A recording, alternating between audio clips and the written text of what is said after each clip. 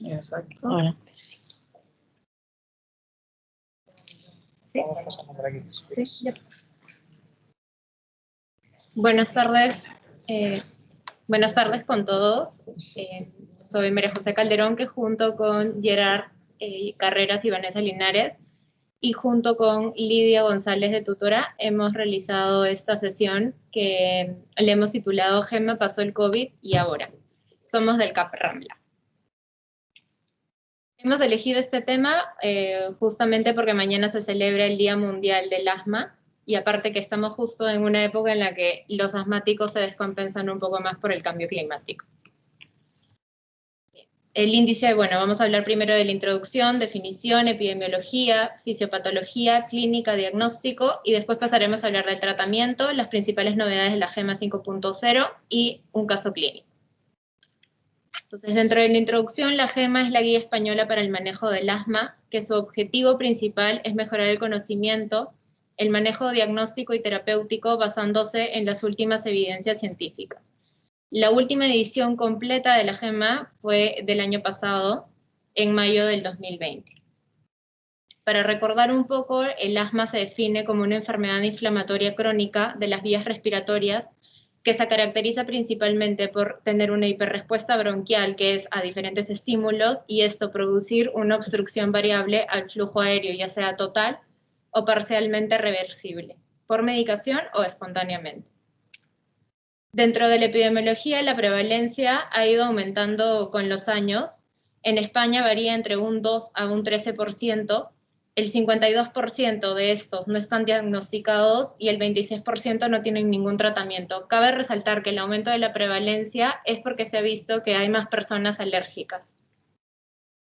Dentro de la fisiopatología, la base fisiopatológica es la inflamación de la vía aérea.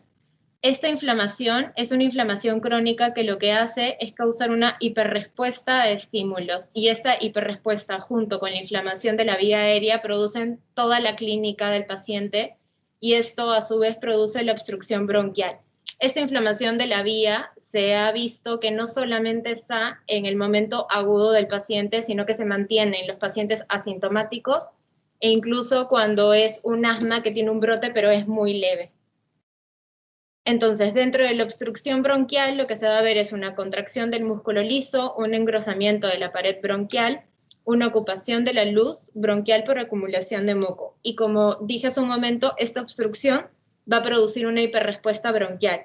Entonces, produce una respuesta exagerada del árbol bronquial a estímulos, ya sea por cambio de clima, por ejercicio, por contacto con polen o con diferentes estímulos, ¿no? Y esto produce una hipersecreción del moco que se produce por cambios anatomopatológicos, más que todo por metaplasia e hiperplasia. Entonces, en la clínica, lo más característico son las sibilancias que se acompañan con tos, con disnea y una opresión torácica. Ya se pueden presentar todos estos juntos o de manera aislada, y generalmente estos síntomas son de predominio o por la noche o por la madrugada, ya sea después de ejercicios o como agentes o por agentes desencadenantes. Entonces, cuando ya tenemos una sospecha de un paciente con la clínica que he mencionado, lo importante es realizar una prueba funcional respiratoria. Entonces, la prueba de elección es la espirometría, y en la espirometría lo que tenemos que hacer es buscar un patrón obstructivo, fijándonos por la relación del FEV1 con la capacidad vital forzada, que sea menor de 0.7. Si es que esto ya es menor de 0.7 y tiene una respuesta broncodilatadora positiva, ¿qué quiere decir esto? Que después de haber puesto 4 inhalaciones sucesivas de salbutamol, si el paciente tiene una reversión del FEV1 mayor del 20% o mayor de 200 mililitros, esto quiere decir que es positiva, ya tenemos el diagnóstico del asma. Sin embargo, cuando no obtenemos el patrón de obstrucción del 0,7% de la relación y aún sospechamos que ese paciente tiene clínica, podemos hacer otras cosas. Por ejemplo, se puede evaluar la respuesta de hiperreactividad bronquial con las pruebas de provocación bronquial con histamina, con metacolina, que si son positivas ya nos va a dar el diagnóstico. También se puede medir la fracción exhalada de óxido nítrico, que el punto de corte es que sea mayor o igual a 40 partes por billón, o también se puede hacer la variabilidad domiciliaria o la fluctuación excesiva de la función pulmonar, que lo más recomendable es la amplitud del PEF. Dentro del diagnóstico diferencial, básicamente lo que he puesto aquí es diagnósticos diferenciales de clínicas que puedan tener sibilancias también, que puedan provocar cuadros con sibilancias, que está el síndrome de goteo postnasal, la epiglotitis, el síndrome de disfunción de cuerdas vocales, las neoplasias, la anafilaxia, el EPOC, el edema pulmonar, la bronquiolitis, bronquiectasias y también el reflujo gastroesofágico. Perfecte. Doncs jo parlaré també sobre les principals novetats de la guia GEMA, que estem a la 5.0. Al 2019 va haver-hi la 4.9 i cada 5 anys es fa una revisió global intentant portar termes més novedosos i reorganitzant tota la guia. En aquesta, el que tenim va ser que van haver-hi bastants canvis en el maneig de l'asma intermitent i lleu, un nou algoritme per a l'asma greu no controlat, a l'apartat de pediatria també va haver-hi alguns canvis, la importància de l'associació de la rinocinositis i la poliposis nasal, i com a tema novedós, al maig ja estàvem con el puto Covid. És així. Quan a l'asma intermitent i lleu, tenim que els criteris de l'asma intermitent són més exigents. Abans només es demanaven 2 per setmana i ara només amb 2 vegades al mes ja és definitiu. Es classifica la gravetat després d'un tractament optimitzat i també medint la quantitat de glucocortis inhalats, sempre per mantenir un bon control de la malaltia.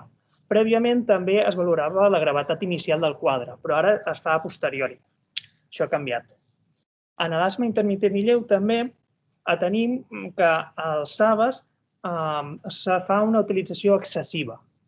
I en les últimes guies, així també com la GINA, ja comencen a introduir d'intentar utilitzar la combinació de glucocorticoids inhalats amb els LAVAs. També en la persistent lleu, la primera opció continua sent, tot i així, en el tractament de manteniment dels glucocorticoids inhalats a baixes dosis. Però degut a que hi ha una molt baixa adherència a aquest tractament, s'estan considerant també utilitzar la combinació de glucocorticoids inhalats amb els LAVAs.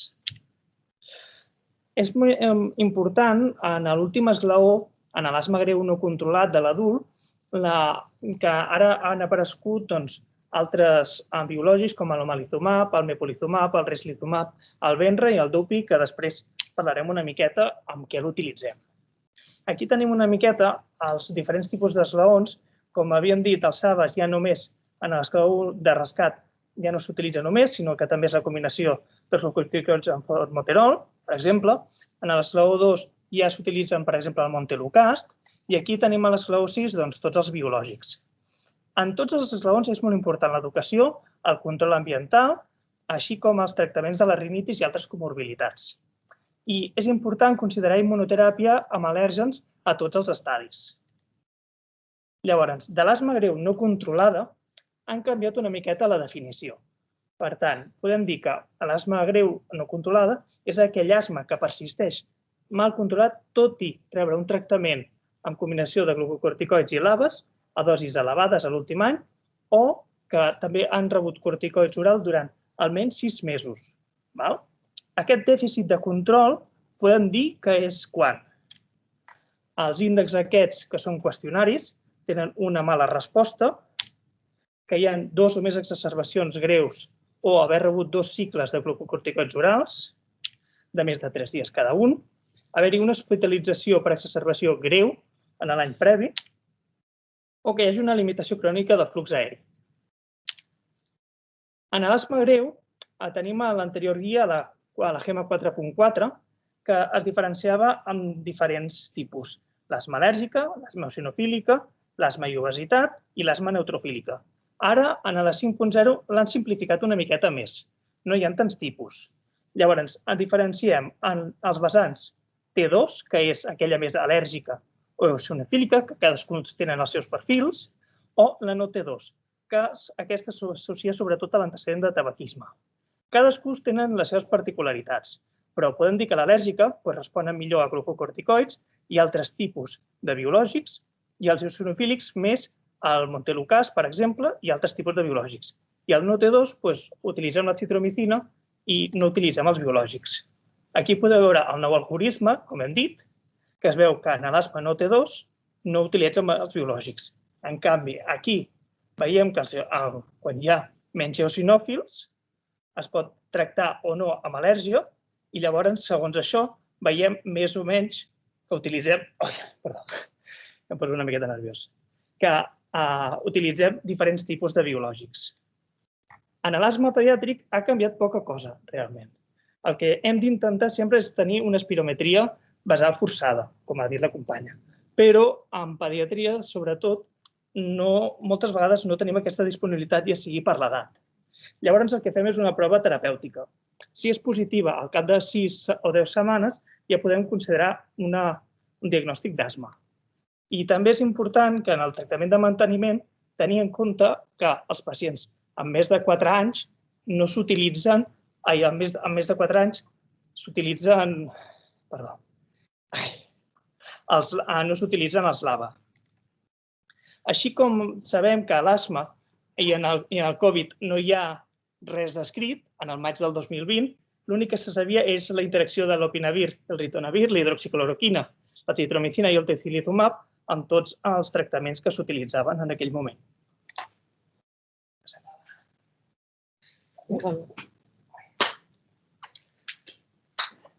Vale, pues ahora vamos con un caso clínico en el que Gema es una mujer de 30 años que tiene como antecedente de importancia que ha pasado por infección por SARS-CoV-2 en marzo del 2020 en plena primera ola. Realizó únicamente aislamiento domiciliario, tratamiento sintomático, ya que no obtuvo ninguna complicación. Entonces, viene a urgencias y consulta por tos seca, sensación disneica, habla con frases entrecortadas y bilibilancias de mes y medio de evolución. Entonces, ¿qué más datos necesitaríamos de importancia? ¿Qué crean ustedes? Vale, dentro de los antecedentes pues tendríamos que amplificar un poco más porque solo sabemos lo de la infección por el SARS-CoV-2. Dentro de los antecedentes nos comenta que no es alérgica a ningún medicamento, que no es fumadora, pero sí que tiene antecedentes de rinitis alérgica, dermatitis atópica, aunque nos niega que no ha tenido broncoespasmo o crisis de asma previas, ni infecciones respiratorias de importancia en la infancia. Su trabajo es como influencer y no tiene un tratamiento habitual. Dentro de las otras cosas que podríamos preguntar, que no ha especificado, otros síntomas como si hay fiebre o no, lo cual niega, y comenta que tiene un poco de dolor torácico porque ella lo asocia más a tema de ansiedad porque nunca había tenido un broncoespasmo.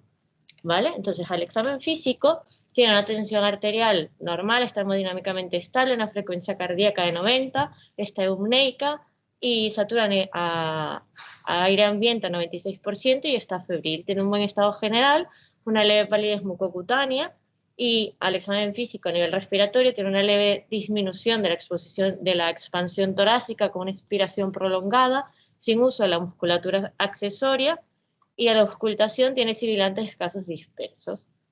¿De qué nos sirve esto? Pues para poder decir o poder clasificar qué tipo de crisis tiene.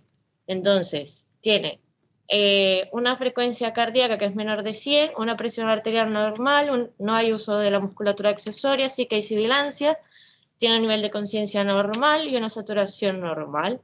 Lo único que tiene es lo de las frases entrecortadas, que entonces estaríamos entre una crisis leve moderada. ¿Qué pruebas complementarias le pediríamos a esta paciente? Si tiene indicaciones o no. O sea, haríamos una analítica general con factores de reactantes agudos porque a lo mejor no ha terminado de hacer la fiebre y puede que tenga algo asociado. Y una placa de tórax, aunque la placa de tórax sabemos que no es una prueba diagnóstica para el asma. En este caso, como estamos ante un broncoespasmo, no podemos hacer como tal el diagnóstico. Le ponemos broncoespasmo con crisis leve moderada. Entonces, en urgencias, pues ya tenemos la evaluación inicial, estamos entre entonces una crisis leve moderada, que es más leve que moderada, empezamos con salbutamol, entre 2 y 4 puff en cámara, porque por el tema del COVID no podemos hacer nebulizaciones durante la primera hora. Entonces, entre esta primera hora, también cada media hora nosotros la vamos a ir valorando, ver cómo va la clínica, si va mejorando la saturación. Ahora no hacemos el peak flow por lo mismo para esto de ver la función pulmonar, porque en la situación de pandemia no se está realizando. Y si tiene una buena evolución, entre las primeras y las 3 primeras horas, podríamos considerar el alta. Si no, bueno, subimos de escalón, ponemos oxígeno y vamos aumentando pues la parte terapéutica. En su caso, se hizo tratamiento con salbutamol, como he comentado antes, presentó una mejoría de la sintomatología, se decide dar alta a domicilio con tratamiento ambulatorio. En su caso, solo le dejaron glucocorticoides inhalados y salbutamol durante 7 días y solo se le aconsejó que usara el salbutamol de rescate y la mandan a casa con estas indicaciones. ¿Estás de acuerdo? ¿Hubo algo más? ¿Faltó algo más? Según lo previo que vimos de... Si tienes en cuenta que está el COVID por medio, no, pero si no, sí que faltan cosas. Faltan cosas, ¿no? Pues yo también estoy de acuerdo. Pero bueno, vamos a seguir con el caso a ver qué pasó con la pobre Gemma. Pues Gemma, al cabo de un año, acude a su CAP y dice que sigue presentando tos seca, esta vez especifica que es de predominio nocturno, que empeora en invierno y en primavera, y que durante todo este año ha presentado en múltiples ocasiones tratamiento de rescate con salbutamol, que fue lo que le dejaron, por presentar estos accesos de tos, sibilancia, sensación disneica, y no sin otro tratamiento de mantenimiento, y con una mejoría parcial con el salbutamol. Y en el último mes, además, tuvo que acudir 2 veces a urgencias por el mal control de la sintomatología asociada a la ansiedad y precisó de broncodilatadores y glucocorticoides inhalados e incluso sistémicos. ¿Vale? El examen físico está hemodinámicamente estable, un poco similar al previo, con sibilantes y resto normal. Entonces, ¿qué más preguntas deberíamos hacerle a esta chica? Pues si había tenido antecedentes personales de asma, de broncoespasmo previo, que ya nos había dicho que no en la primera vez que vino, si tiene algún tipo de alergia, si tiene algún familiar con asma o que sea alérgico, la tos, si es sobre la noche, que ya nos dijo que sí, si ha tenido tos, pitos, que llamamos aquí dificultad respiratoria en algunas épocas del año, que ya nos ha dicho que en invierno y en primavera las hace. Ahora, contacto con animales, con las plantas, tabaco o en su trabajo. Si ha tenido también esta sintomatología después de hacer ejercicio moderado o intenso, e inclusive los neumólogos preguntan que si con accesos de risa presentan esta dificultad respiratoria o aparece la tos. Si ha tenido resfriados que se complican, que bajan al pecho, que si ha utilizado medicamentos inhalados que le alivien o le bajen estos síntomas, que nos ha dicho que sí, y si ha necesitado tratamiento con corticoides sistémicos en una o varias ocasiones, porque esto nos ayuda un poco a saber si este asma está controlada o no está controlada.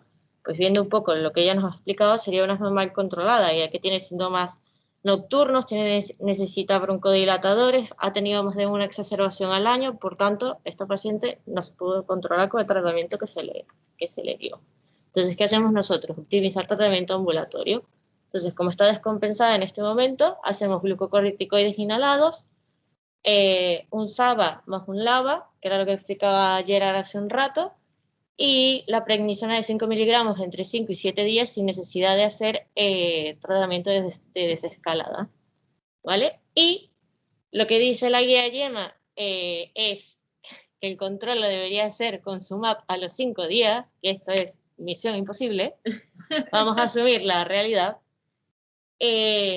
para poder solicitar pruebas complementarias para finalmente diagnosticar y catalogar a esta pobre paciente, pidiendo analítica y con IgG, espirometría con broncodilatadora, si no el resto que comentaba Majo, y pruebas de alergia del prick test, y derivación al especialista si precisa, en este caso precisa porque ha tenido un mal control aunque los otros criterios es crisis grave o vital, crisis que precisen hospitalización o que sean corticodependientes, aspergilosis broncopulmonares alérgicas, vasculitis, que esté embarazada, que sea desencadenante por AINES, alérgenos o alimentarios o que cursa con anafilaxia, comorbilidades asociadas o una sospecha clínica de difusión de cuerdas vocales y el resto de los diagnósticos diferenciales que ya hemos comentado. Entonces, en este caso, con ella habían iniciado con el primer escalón que ha fracasado, por lo tanto hemos escalado al segundo, y si con este no tenemos buen control, seguiremos avanzando en los siguientes escalones.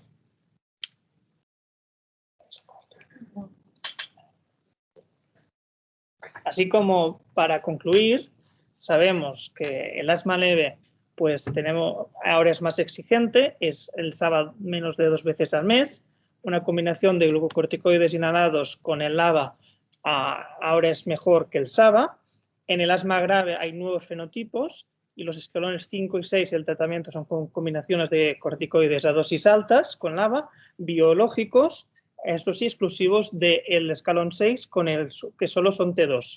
La inmunoterapia siempre se tiene que mirar los alergenos desde el primer escalón del asma moderada y el asma intermitente. Es la primera vez que en la guía habla de vapeadores y cigarrillos electrónicos, el cual lo desaconseja, y siempre decir que es muy importante la educación del paciente y hacer una buena inversión en la consulta. Así, para finalizar, bueno, aquí tenemos la bibliografía, si hay alguna pregunta, y decir que mañana, que es el Día Internacional del Asma, 2021, se presenta la guía GEMA 5.1. Si estáis interesados en saber, mañana habrá más actualizaciones. Porque yo suelo decir que lo de derivar al